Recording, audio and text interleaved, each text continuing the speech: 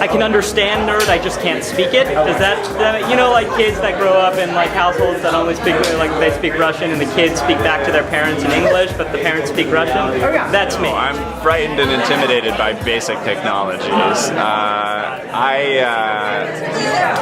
I don't have social media. I was saying, we did something in South by Southwest where I was thinking about how I used my dad's email address through much of high school, because I just was the setup process for an email account was just too overwhelming to me, and I couldn't handle it. I mean, I'm really uniquely inept when it comes to technology. I like laptops.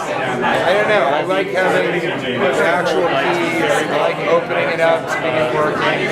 I'll use a tablet to read stuff or if I get in a street fight. Mostly it's laptop. Describe your most recent tablet payment. I was walking and I saw this guy across the way. He was using one of those Galaxy Notes. And then he saw me and my eyes met with his. I was using my Samsung. And you know when you look into somebody's eyes and you just know it's about to go down, San Fran style?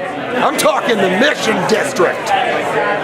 We just made eye contact, both looked, and then we flung it. You know, you just throw your tablet.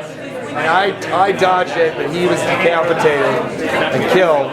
And I kept the head, which I made into a necklace with other heads that I've killed using. But in the show, my character is kind of they described it as the alpha nerd. So he's more of a salesman, people person. All these guys are kind of the Asperger's entourage. So it's less important that I know that I'm really great at coding. I just have to know enough about coding to stay high all the time and still be able to sell the products and software platforms, as well as the algorithms. On the one hand, this is a show that has to work for people who know nothing about this world. So there's an advantage in a weird way to being naive about it, because if I know nothing about it and it plays for me, then I know it will play for other people who know nothing about it. And the more kind of down the rabbit hole you go, the more you lose perspective in terms of what the average person may or may not understand. But at the same time, this is a show where we've got to get this stuff right. So I have to learn more and more about it, and I have to do that research. So it's a tricky balance. No, I don't think this is not a message show. I don't think we have any kind of deep-seated agenda. And I don't think, people have asked that question a lot, like, oh, is this a poison pen letter? Like, are you kicking the tar out of the tech industry? I don't think so, because I like our guys. I root for our guys. I think our guys are smart guys, and I want to see our guys win. And I think of,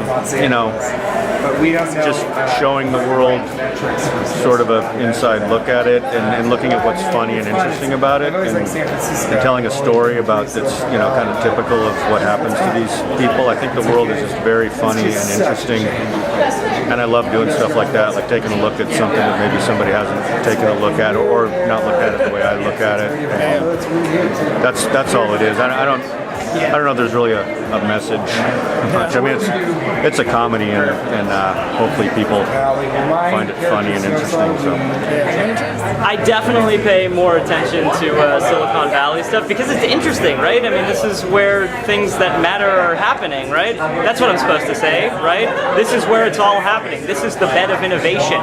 This is what matters. Did you guys believe any of that? Is that Such a good answer.